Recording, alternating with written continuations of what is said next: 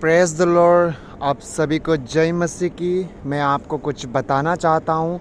ये संसार को देखो कितना सुंदर लग रहा है, कितना सुंदर, मतलब इतना सुंदर है कि हम यहाँ पे कोई लफ्ज़ नहीं है। लेकिन क्या आपको लगता है कि ये संसार में रहने वाले इतना ही सुंदर है? मुझे नहीं लगता है। लेकिन आपको इन लोगों का जैसा नहीं बनना है। किसी को गाली के बदले गाली देना, हर चीज़ के द्वारा हमें बदला लेना, किसी के ऊपर में हमारा अंदर में ख्वाब रखना, ये चीज़ हमारा जीवन में नहीं होना चाहिए। और सबसे पहले तो हमारा जीवन में ये होना चाहिए, चाहे कितने भी बड़े दुश्मन क्यों ना हो, चाहे कितने भी बड़े ख़राब इंसान क्यों ना हो, हमें उसे प्यार करना चाहिए, हमें उसे माफ़ करना चाहिए, हमें उसे एक नया रास्ता, नया योजना बताना चाहिए ताकि वो परमेश्वर के सामने जाने पाए। और हमारा स्वभाव ऐसा ही होना चाहिए कि जिस तरह से परमेश्वर का स्वभाव था।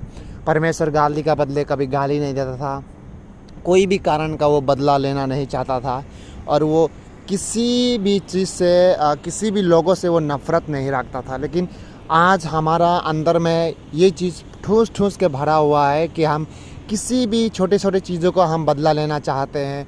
छोटे छोटे चीज़ों को, इसने मुझे क्यों ऐसा बोला, ये कौन है, इसका क्या अधिकार है, हम ऐसे हमारा अंदर में ईगो रखते हैं। लेकिन ये चीज़ हमारा जीवन में नहीं होना चाहिए। चलो ठीक है, जो बोल दिया, हम तो इन्हें माफ़ कर देते, ऐसा होना चाहिए।